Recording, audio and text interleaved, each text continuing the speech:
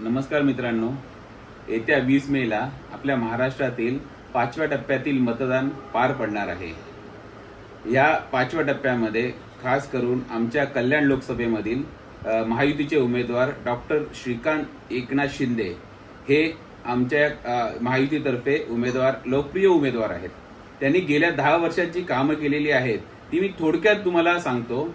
ती कामं तुम्ही त्या ठिकाणी जाऊन पाहूही शकता की झाली आहेत का नाही, आणि जी कामं प्रस्तावित आहेत किंवा जी कामं आता ह्या क्षणाला सुरू आहेत त्याबद्दल मी थोडक्यात तुम्हाला माहिती देतो।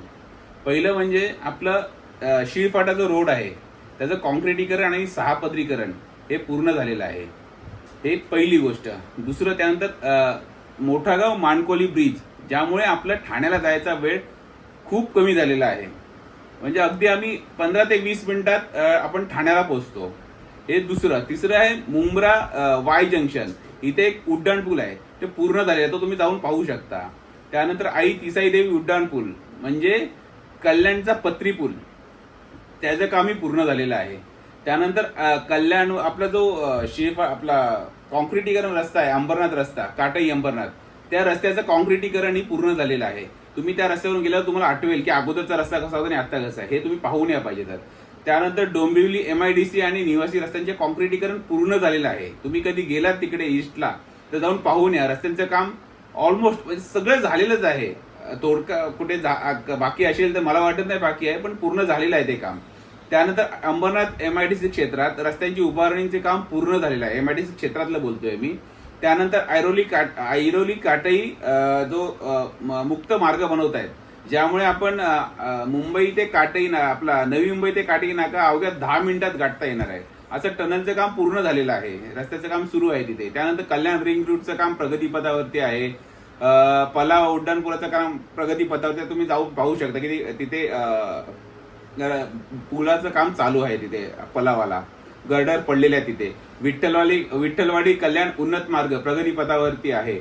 कल्याण तळोजा मेट्रो 12 प्रगतीपथावरती आहे। मानपाड्याला तिथे आता काम सुरू झालेलं आहे, तिथे तुम्ही जाऊन पाहू शकता त्याबद्दलही। आणि MMRDAच्या माध्यमातून महत्वाच्या रस्त्यांची उभारणी एकूण 163.82 किलोमीटर, त्यामध्ये पूर्णत्वास गेलेले रस्ते किती असतील तर 46.89 किलोमीटर समथिंग। आणि प्रगतीपथावरती म्हणजे जे कामं सुरू आहेत ते रस्ते जवळजवळ 81.57 किलोमीटर समथिंग आहे। त्यानंतर जे प्रस्तावित रस्ते आहेत त्यामध्ये 35.36 किलोमीटर हे प्रस्तावित रस्ते आहेत। ही कामं झालेली आहेत, गेले 10 वर्षात कामं सुरू आहेत आणि कामं बाकीची आहेत, ती मी त्याबद्दल तुम्हाला सांगितलं। हे तुम्हाला समोरचा उमेदवार सांगू शकत नाही, हे तुम्हाला फक्त भावनिक राजकारणामध्ये अडकवून ठेवण्याची त्यांची पूर्ण प्रयत्न असतात, की भावनिक राजकारण, की आमचा पक्ष पळवला, आमचं हे केलं, आमचं ते केलं, हिंदुत्व ते।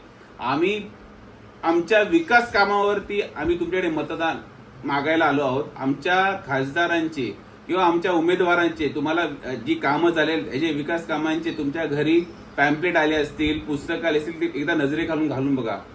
त्यानंतर तुम्ही विचार करा की मतदान कोणाला केलं पाहिजे। 100% डॉक्टर श्रीकांत शिंदे यांनी खासदारांनी काय काम केलं पाहिजे हे त्यांनी त्यांच्या मतदारसंघात दाखवून दिलेलं आहे।